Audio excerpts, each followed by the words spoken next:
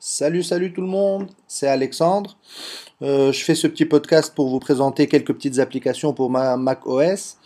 Voilà, donc je commence par FaceTime que vous devez déjà connaître pour ceux qui ont éventuellement un iPhone 4. C'est une application qui permet de communiquer de votre Mac vers un autre Mac ou de votre Mac vers un iPhone 4 par exemple. C'est comme Skype pratiquement avec la vidéo, l'audio, mais bon, à mon avis, la qualité vidéo est beaucoup plus élevée avec FaceTime qu'avec Skype. Et la qualité audio, je pense. Burn, bon, c'est une application pour graver des fichiers, on s'en fout. Google Earth, vous connaissez. Microsoft Messenger, on ne présente plus. ScreenFlow, c'est l'application avec laquelle je suis en train de réaliser ce podcast. iTunes, manquerait plus que je présente iTunes maintenant. Tunatic, c'est une application très sympathique.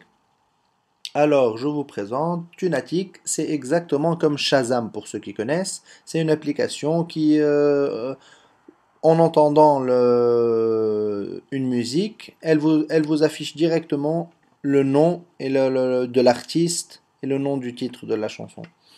Voilà, donc c'est au cas où vous entendez une chanson et vous connaissez pas le titre. Voilà, Skype on présente plus. FrostWire, j'ai pas envie de l'ouvrir, c'est une application moyenne. C'est le successeur de LimeWire. Vous pouvez la télécharger, c'est gratuit.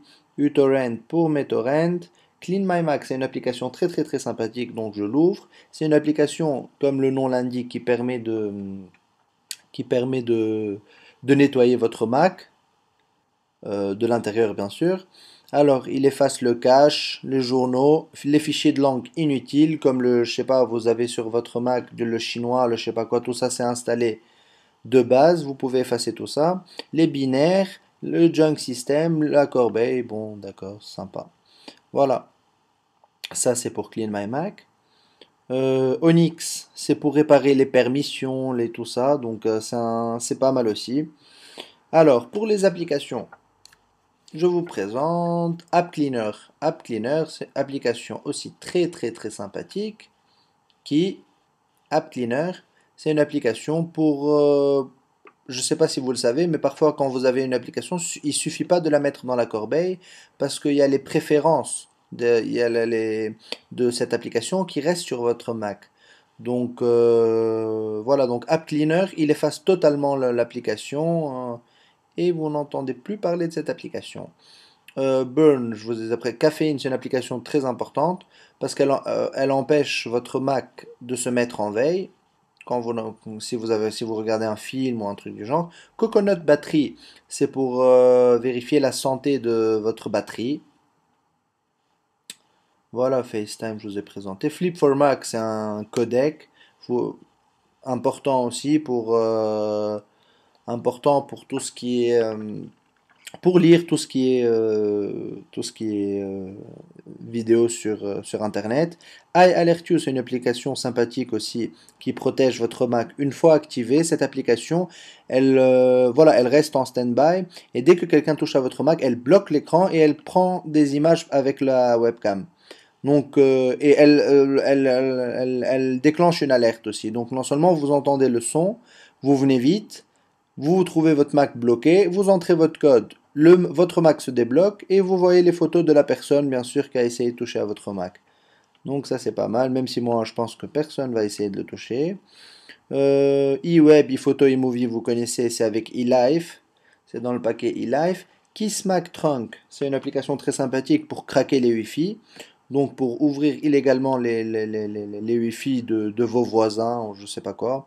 Vous savez, parfois l'internet elle coupe ici. Bon, moi de temps en temps, si vraiment l'internet coupe chez moi et que j'ai vraiment besoin d'internet, je peux craquer le wifi de mon voisin. Je pense pas que ça l'énerverait tant que ça. Non, je rigole.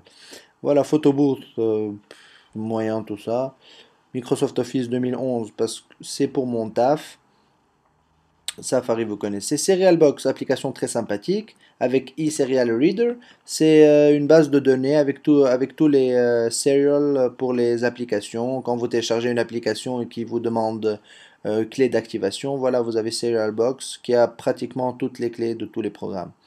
Voilà, Tunatic, je vous ai présenté. Tout ça, vous savez. Je vous présente un peu les jeux. On ne perd rien. Alors, les jeux, rapidement. Zuma, vous connaissez, je pense, c'est un jeu très très très bon jeu.